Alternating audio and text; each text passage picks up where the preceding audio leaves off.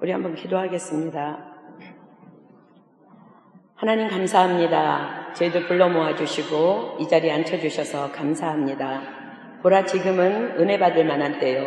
보라 오늘은 구원의 날이라고 말씀하셨습니다. 성령님 이 시간 오셔서 지금 우리에게 은혜 부어 주시옵소서.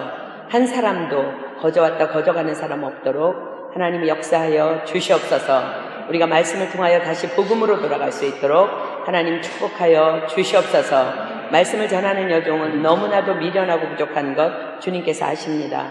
혹이라도 한순간이라도 1분 1초라도 인간의 생각이나 사상을 섞지 못하도록 살아계신 성령 하나님 간섭하여 주셔서 오직 하나님께서 사랑하는 당신의 백성들에게 전하고자 하시는 귀한 메시지만 전달할 수 있도록 도구로만 사용하여 주시옵소서. 주님께서 오늘 행하실 일을 기대하고 찬양하오며 이 모든 기도 예수님의 이름으로 감사하며 간절히 기도드립니다. 아멘.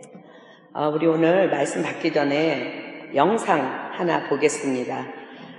우리는 평소에 느끼지도 깨닫지도 못할지라도 오직 우리가 복음으로 살아가는 자들에게 우리의 작은 일상이 얼마나 주변 환경에 큰 영향을 끼치는지를 잘 보여주는 아름다운 영상입니다. 우리 영상 보고 그 다음에 우리 말씀 받도록 하겠습니다.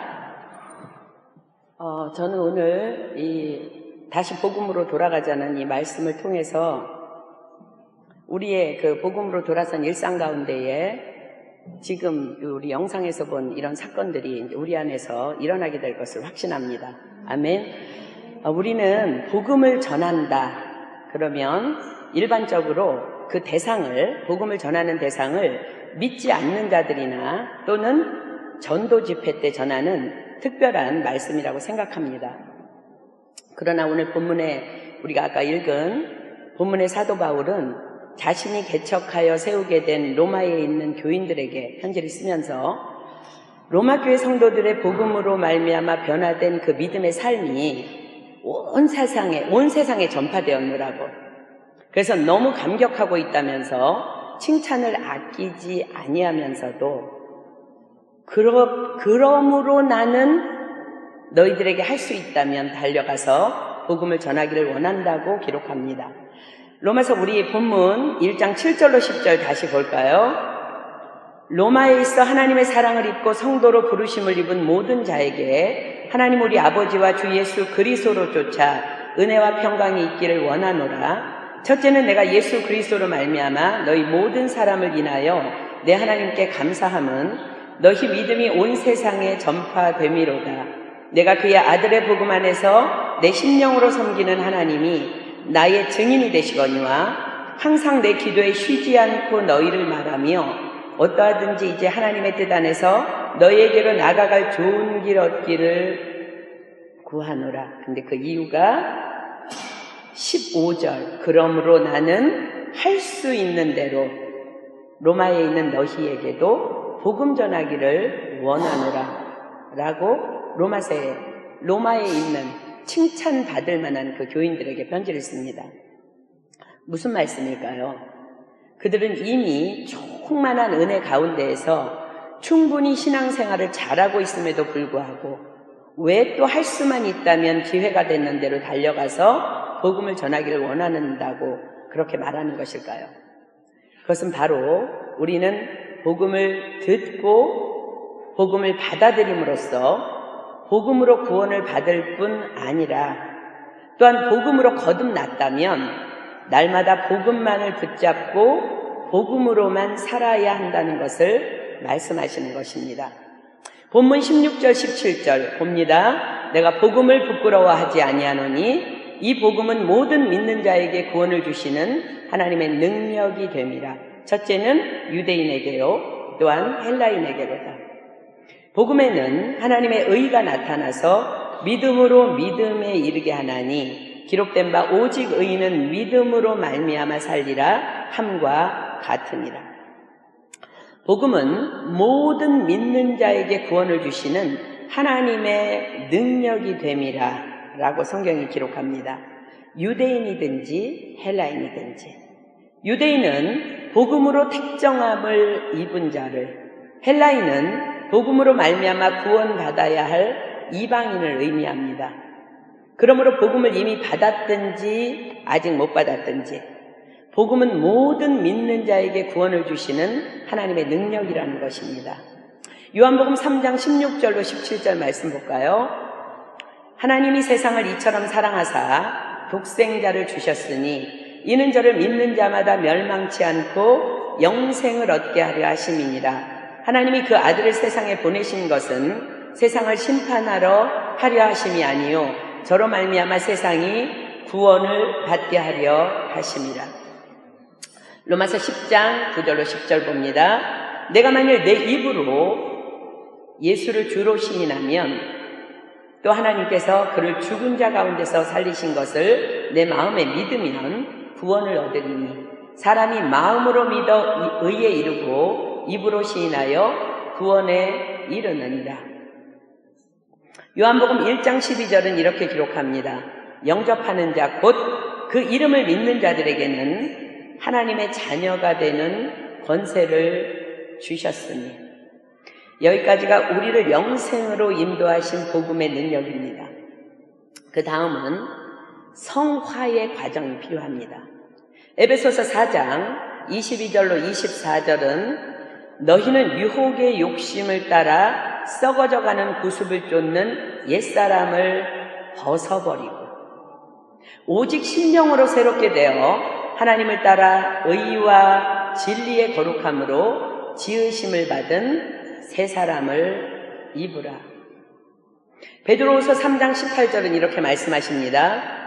오직 우리 주 곧 구주 예수 그리스도의 은혜와 저를 아는 지식에서 자라가라. 영광이 이제와 영원한 날까지 저희에게 있을지어다. 베드로전서 2장 2절 말씀입니다. 갓난 아이들같이 순전하고 신령한 젖을 사모하라. 이는 이로 말미암아 너희로 구원에 이르도록 자라게 하려 함이라. 그렇습니다, 여러분. 이제는 우리가 복음의 능력으로 구원받았다면 성화되어져야 한다는 것입니다. 여러분에게 질문합니다. 여러분은 구원을 받았기 때문에 더 이상 하나님의 능력이 필요가 없습니까? 아니면 그렇기 때문에 더욱 하나님의 능력이 필요합니까? 다들 꿀 먹었어요? 어때요? 그렇습니다. 하나님의 능력이 우리 모두에게 필요합니다. 언제까지요? 주님 오실 때까지, 우리가 생을 마감하는 그날까지입니다. 그래서 우리는 오늘도 내일도 복음의 능력으로 계속해서 덮으심을 받아야 하는 것입니다. 그런데 오늘 제가 이 자리에 선 것은 안타깝게도 지금 우리 교회 안에는, 우리 교회뿐만 아니라 모든 교회의 문제점이라고 저는 봐요. 첫째는 복음으로 살아가는 자가 있고요. 둘째는 복음을 알지만 복음으로 살아가지 않는 자가 있습니다. 세 번째는 복음을 알지만 복음의 감격을 잃어버린 자가 있고요. 네 번째는 복음이 아예 무엇인지 알지 못하는 자. 이런 네 종류의, 크게 분리하자면 네 종류의 사람들이 함께 신앙 공동체를 지금 이루고 있습니다. 그러면 첫 번째, 복음으로 살아가는 자는 누구일까? 자, 이제 여러분들 네 종류 중에 어떤 사람에 속합니까? 복음으로 사는 자는 어떻게 하든지 사명대로 살려는 몸부림이 있는 자입니다. 사도행전 20장 24절이 이렇게 기록합니다. 나의 달려갈 길과 주 예수께 받은 사명, 곧 하나님의 은혜의 복음 증거하는 일을 마치려 하면은 나의 생명을 조금도 귀한 것으로 여기지 아니하노라. 이러한 삶을 살아가는 자가 복음으로 살아가는 자입니다. 두 번째, 복음을 알지만 복음으로 살아가지 않는 자는 누구일까요? 사명은 알지만 할 수 있으면 하고 못하면 어쩔 수 없고인 자들입니다.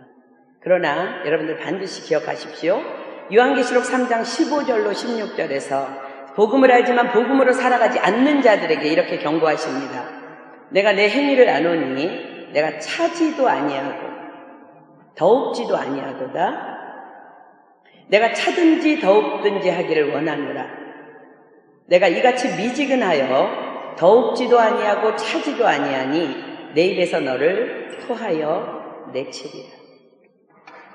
세 번째는 복음을 알지만 복음의 감격을 잃어버린 자입니다. 뭐 옛날에 나도 한때는 열심히 했었지. 다 해본 거야. 그렇게 말을 하면서 전혀 움직이지 않는 자. 요한계시록 2장 4절로 5절에 이렇게 경고합니다. 그러나 너를 책망할 것이 있나니 너의 처음 사랑을 버렸느니라. 버렸대요.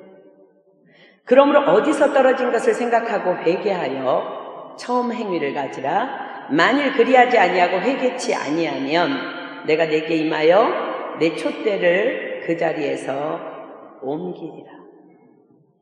네 번째, 복음이 무엇인지 알지 못하는 자입니다. 교회 안에 있지만 구체적인 복음에 대해서 알지 못하고 있는 자. 그런 사람들은 어떤 사람일까요? 마태복음 6장 31절로 32절에는 이런 말씀이 기록되어 있습니다.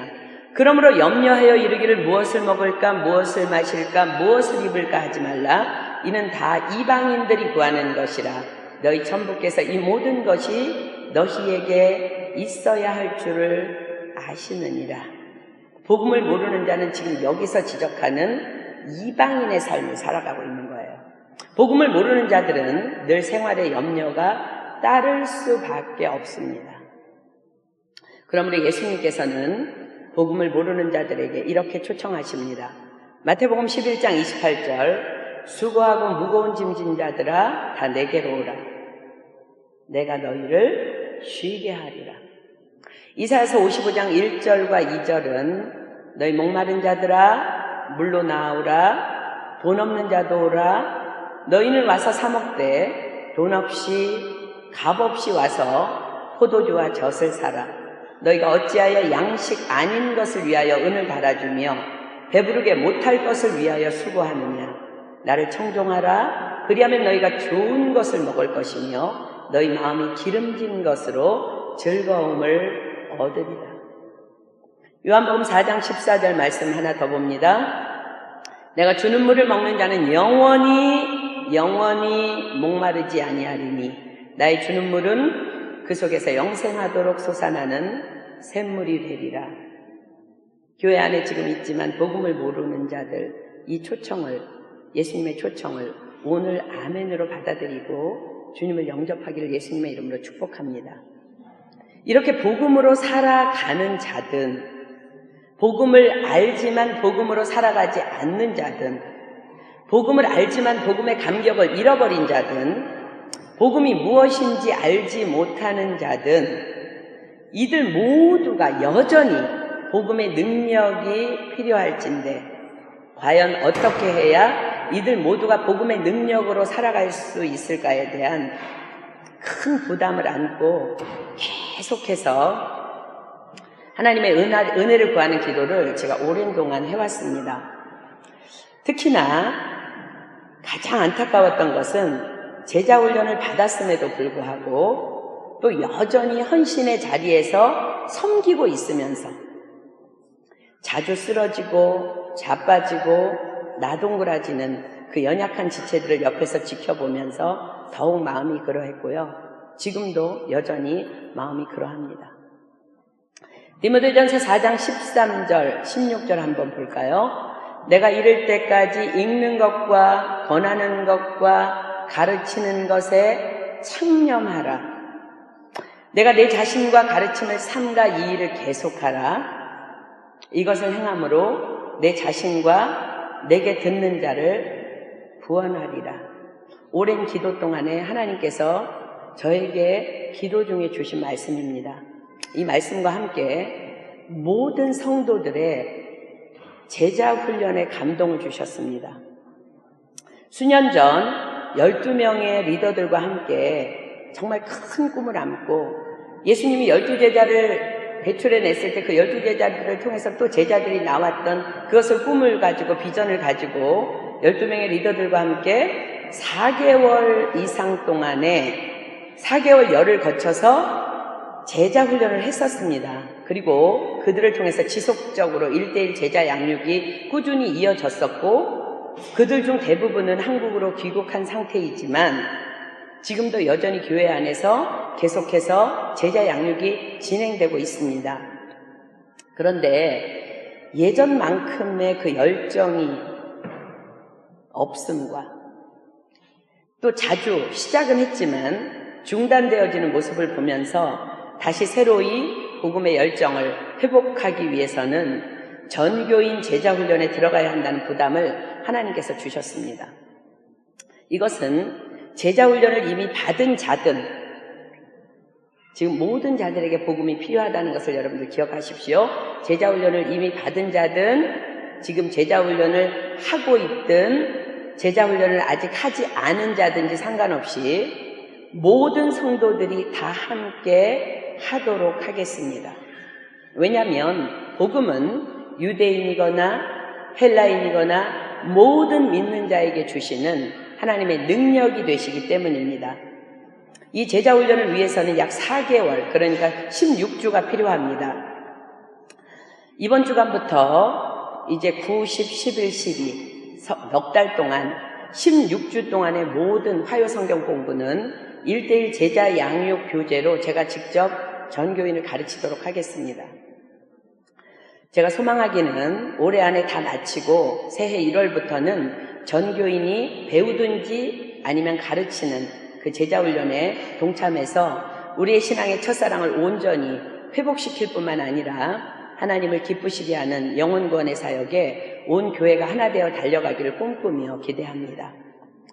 그러나 이번에 9월에 또 이렇게 막 시작을 하나님께서 이제 허락을 하셨는데 9월에 저희 부부가 교단총회 이렇게 참석차 한국에 2주 정도 다녀와 하는 일정이 있고요. 또 11월 달에 프랑크푸르트에서 독일 TD 일정이 있기 때문에 아마도 내년 1월이 되어야 마무리가 가능할 것으로 예상됩니다. 이번 16주 동안의 제자훈련의 주제는요. 첫 번째 주에는 예수는 어떤 분입니까? 를 배우게 될 것입니다.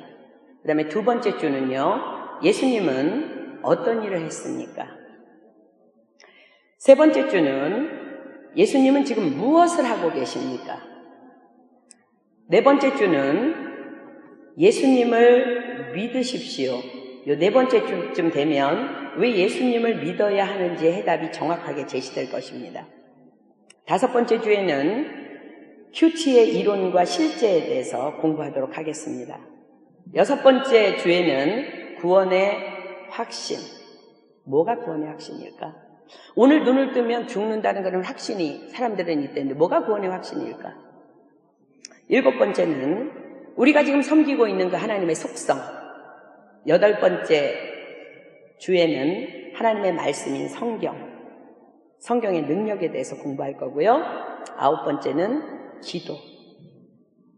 열 번째 주에는 성도의 교제에 대해서, 성도의 커뮤니티 안에서 이루어지는 그 교제에 대해서 공부할 거고요. 11번째 주에는 전도에 대해서, 12번째 주에는 성령 충만한 삶은 무엇인가, 13번째 주에는요 시험을 이기는 삶. 예수님께서는 겟세마네에서 시험에 들지 않도록 기도하라고 말씀하셨어요. 무엇이 시험을 이기는 삶일까? 14번째 주에는 순종하는 삶. 순종이 제사보다 낫다 그랬는데 뭘 어떻게 순종해야 될까? 15번째는요 사역하는 삶. 뭐가 사역하는 것일까? 선교사님이나 목사님이나 전도사님들만 사역해야 된다 그러는데 또 누구는 모든 사람들이 평신도도 다 사역해야 된다는데 과연 사역하는 것은 무엇을 얘기할까? 마지막 주에는 가르치는 삶, 1:1 제자 양육의 방법에 대해서 이제 공부하게 될 것입니다. 이렇게 복음 전체를 하나도 빠짐없이 다 공부 다 하게 될 것입니다. 이 공부를 하다가 보면 성경 66권 전체의 내용을 여러분들이 다 다루고 다 보게 될 거예요. 제자훈련의 가장 중요한 첫 번째 훈련은요, 절대로 결석하지 않는 것입니다. 이것이 훈련의 첫 번째. 예수님의 제자들은 3년 반 동안을 예수님과 밤낮으로 함께하며 훈련을 받았어요. 제 생각에는요, 성경에는 기록되어 있지 않지만 가룟 유다가 개인 사정을 핑계로 결석을 자주 하지 않았나 이런 생각을 해요. 왜냐하면 그래서 중요한 말씀을 하시는 그 자리에 결석했기 때문에 없어서 사단의 유혹에 넘어간 것이 아닐까라는 추측을 제 나름대로 해보았습니다. 만약에 여러분들이 부득이한 사정으로 결석을 하게 된다면 교회 카페에 우리 이수연 집사님께서 강의를 올려주실 것입니다. 반드시 듣고 공부해야 합니다. 특별히 우리 교회 안에는 지금도 주일날 예배 시간이 됐지만 예배를 아이들 때문에 제대로 듣지 못하고 라인이 연결돼서 스크린이 나가긴 하지만 제대로 지금 예배도 잘 못 드리는 그 아기를 데리고 있는 아기 어머니들이 많이 있기 때문에 아기를 가진 어머니들은 화요 예배 시간이 아닌 별도의 시간에 날을 잡아서 따로 훈련하도록 하겠습니다. 혹시 결석한 지체들은요, 그 어머니들이 공부하는 그 시간에 참석하셔도 되겠습니다. 아기 어머니들은 그래서 지금 뒤에 듣고 있죠? 예배 후에 우리 날짜를 잡기 위해서 잠깐 모이도록 하겠습니다. 그래서 여러분들에게 한 가지 이제 부탁드리고 싶은 것은 이 아기들을 돌보아줄 헌신자가 필요합니다. 지금 이제 아이들이 이제 학교 개학을 하기 때문에 웬만한 아이들은 학교에 우리 야기니까지 다 학교를 가게 되는데 어린 아이들 알랑이하고 알랑이 동생 우리 보아스 이렇게 누군가 도와줘야만 엄마들이 양육을 받을 수 있기 때문에 이 일에 헌신하고 싶은 감동이 오시는 분이 계시면 저에게 말씀해 주시길 부탁합니다. 그리고 지금 현재로서는 두 분이 헌신을 했는데요. 우리 송선교사님과 송전도사님께서 아기를 맡아주기로 약속하셨는데 그래도 만약에 여러분들이 수업이 없거나 시간이 되신다면 오늘 이제 우리 아기 엄마들이랑 얘기해봐서 어느 요일을 잡을지 모르겠는데 그렇다면 우리 자매님들 한 분만 더 이렇게 일주일에 한 번씩만 헌신해 주시면 우리가 다 함께 공부하고 훈련받을 수 있을 줄 믿습니다.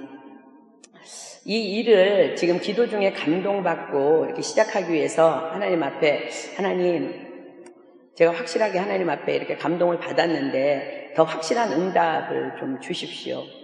자신감 있게 제가 이제 나갈 수 있도록 응답을 구했는데 이 정교인 제자훈련을 통한 전체 복음을 가르치는 일이 하나님께서 진정으로 지금 우리 은혜교회에 필요한 일이라면 제게 어떤 확신의 사인을 주십시오. 그리고 다시 한번 이제 계속 기도를 했어요. 그런데 우리 이제 미진자매로부터 저에게 이제 카톡이 하나 왔는데 선교사님 제자훈련의 중요성에 대한 영상입니다. 선교사님 시간 되시면 보세요라고 카톡이 왔어요. 근데 제가 지금 기도하고 하나님 앞에 응답받은 제목과 너무나 똑같아서 깜짝 놀랐어요. 그래서 하나님께서 주시는 첫 번째 사인이라는 생각이 들었습니다. 근데 이 영상을 미처 보지 못한 채 오스트리아의 TD에 가게 됐습니다. 근데 이제 TD 중에 미진자매로부터 연락이 왔습니다. 선교사님 이번 주 토요일에 제가 기도 모임 인도인데 지난번에 말씀드린 배우든지 가르치든지 하라는 그 하용조 목사님의 추모 3주기 제자훈련의 중요성에 대한 영상을 성도들과 함께 보려고 합니다. 기도해 주십시오라고 오스트리아 TD 중에 카톡이 왔어요. 두 번째 사인이었습니다. 세 번째 사인은 지난주 화요 성경 공부 시간에 우리 송준호 전도사님이 십자가 사건에 대해서 말씀을 전해 주셨는데 이 십자가 사건은 고난 주간에만 묵상하는 말씀이 아닙니다 라고 선포를 하는데요. 제 귀에는 세 번째 사인으로 우레와 같이 울렸습니다. 그리고 그 말씀을 십자가 사건, 고난, 예수님이 고난 받으시는 그 장면들을 우리가 공부한 후에 우리가 찬양을 하는데 지으신 그대로 회복시킨 우리의 창조주 그리스도 이 찬양을 할 때는요 너무나 하나님이 확신에 찬 감동을 주셔서 정말 감격할 수밖에 없었습니다. 그렇습니다. 우리 모두는 다시 복음으로 다시 돌아가야 합니다. 그래서 우리의 창조주 하나님께서 당신의 형상대로 지으신 그대로 우리는 복음 안에서 다시 회복되어야 합니다. 우리 사랑하는 은혜교회 여러분께 간절히 간곡히 부탁드립니다. 한 사람도 빠짐없이 다 동참하십시오. 우린 복음으로만 살며 복음으로만 회복될 수밖에 없습니다. 이 일을 위해서 저 또한 이렇게 벅찬 감동이 있지만 또 큰 부담도 안고 함께 나아갑니다. 그래서 여러분들을 위해서 더 열심히 기도할 것이며 더 열심히 성경을 연구할 것이며 더 열심히 공부하려고 지금 계획하고 있습니다. 주님의 이 부르심에 한 사람도 빠짐없이 다 순종해서 아멘하며 달려나오시는 여러분 되시기를 예수 그리스도의 이름으로 축복합니다. 아멘. 이번에 우리 오스트리아 TV 갔을 때 우리 렉터 집사님이 마지막 날 간증하는 시간이 있었어요. 근데 이제 제가 그 렉터 집사님을 이렇게 바라보면서 3박 4일 동안 저 혼자 개인적으로 판단했던 한 가지 일이 있었는데 뭐냐면 우리 렉터 집사님 부부가 같이 오셨는데 두 분이 그렇게 밝고 명랑하지 않다는 거였어요. 미국에서 멀리 오스트리아까지 정말 큰 돈을 들여서 비행기를 타고 이렇게 헌신해서 오신 부부가 왜 저렇게 시차 때문에 그럴까? 이렇게 밝지 않은 모습을 보면서 왜 그렇지? 하는 이제 그런 생각을 제가 계속 하고 있었는데 마지막 날 이분이 자신의 간증을 하기 전에 이런 말씀을 하셨어요.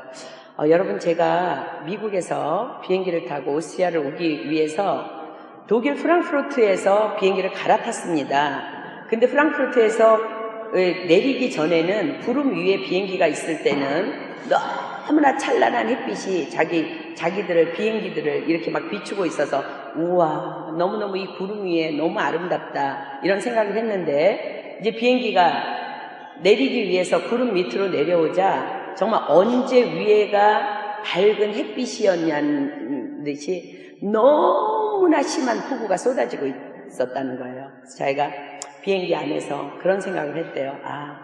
하나님께서 우리의 영적인 그 수준들, 우리의 영적인 상태들을 가르쳐 주시려고 오늘 이 일을 주시는구나. 우리의 영적인 상태가 정말 구름 위에 있다면, 영적인 상태가 그렇게 주님께 가까이 구름 위로 올라가 있다면 그 밑에 나에게 어떤 고난이나 어떤 상황이나 그런 모든 것들을 뒤로하고 찬란한 햇빛 속에서 평안함으로 하나님과 누릴 수 있는데 내 영적인 수준이 조금만 구름 밑으로 내려와 버리면 그냥 쏟아지는 비를 맞으며 고난을 받을 수 없겠구나 하는 그런 감동을 받았다면서 자신의 간증을 시작하는 거예요. 그렇겠구나. 근데 그분의 간증이 저를 회개하게 만들었습니다. 저는 아들이 둘이 있었습니다. 그런데 큰아들이 19살에 교통사고로 하나님 나라로 갔습니다. 이 간증을 하시는데 제 마음이 사실 너무나 무너졌어요. 그러면서 그 구름 위에 있었을 때의 영적 상태, 구름 밑에 있었을 때의 그 영적 상태가 그분께서 그 말씀하신 것이 너무나 진한 감동으로 몰려왔어요. 여러분 마찬가지예요. 여러분들 지금 왜 우울하고 왜 힘들고 왜 답답하고 왜 처져 있고 우리의 그 지으신 그대로 회복시키기 위해서 이미 2000년 전에 십자가상에서 우리를 위해서 모든 것을 다 이루신 그 하나님 아버지의 자녀가 되었으면서 왜 그래요? 여러분 뭐가 문제예요? 우리가 구름 밑에 내려와 있기 때문에 그래요. 그러나 여러분들이 다시 복음으로 회복될 때에 우리는 정말 구름 위로 치솟아서 하나님 나라의 그 찬란한 햇빛과 함께 늘 감사와 기쁨과 화평만이 넘칠 줄 믿습니다.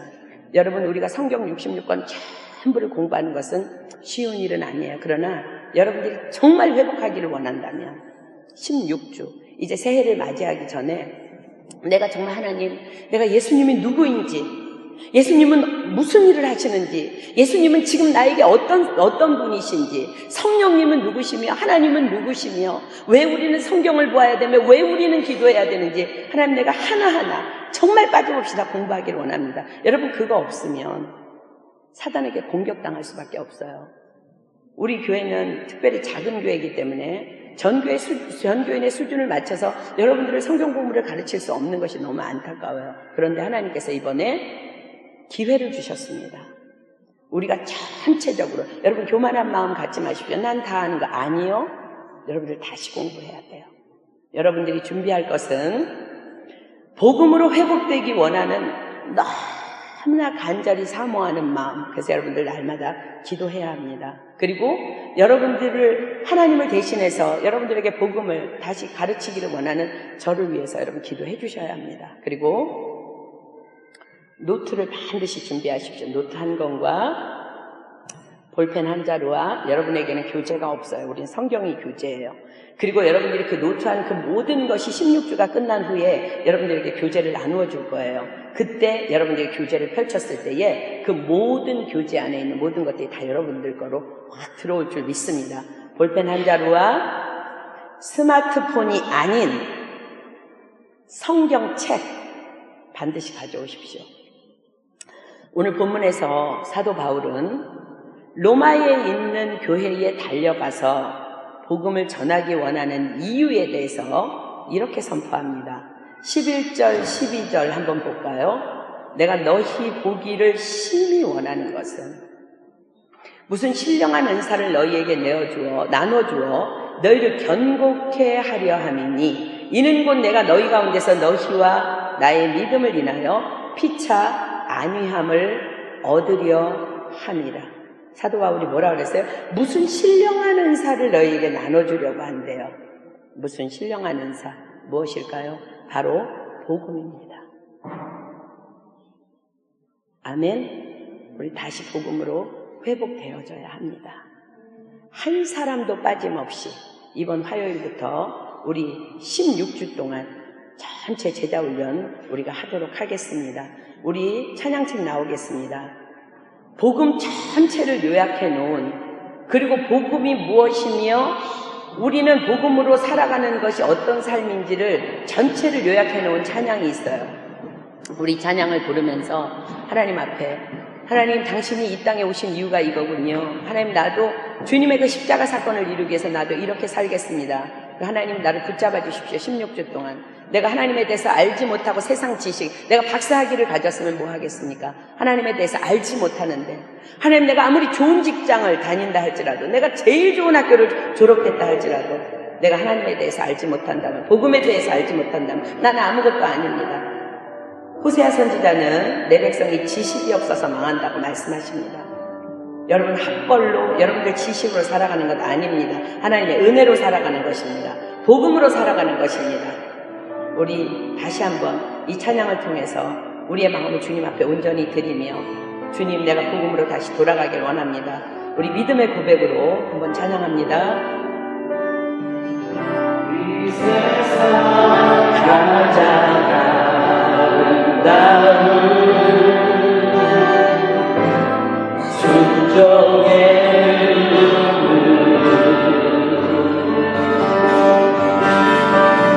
온 세상 다시 빛나게 한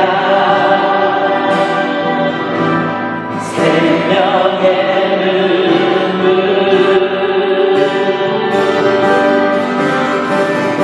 그가 이 땅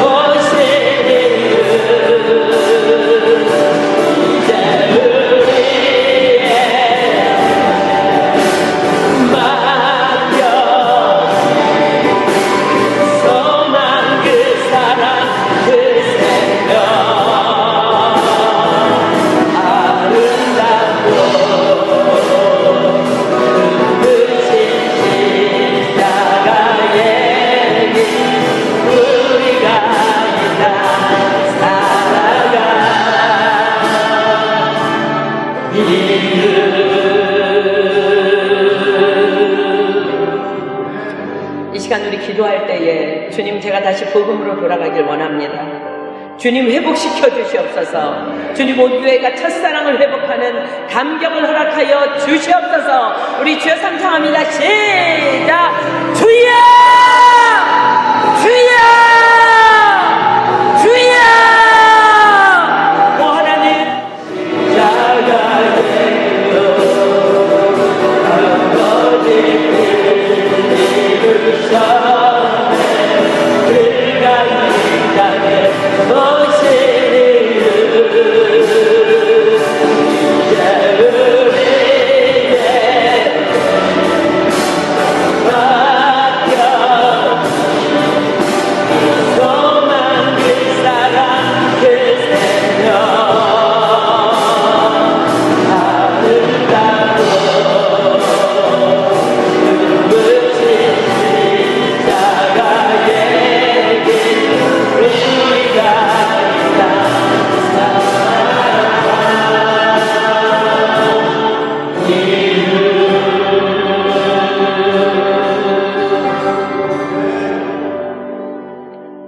너희는 가서 모든 족속으로 제자를 삼아 아버지와 아들과 성령의 이름으로 세례를 주고 내가 너희에게 가르쳐 분부한 모든 것을 가르쳐 지키게 하라.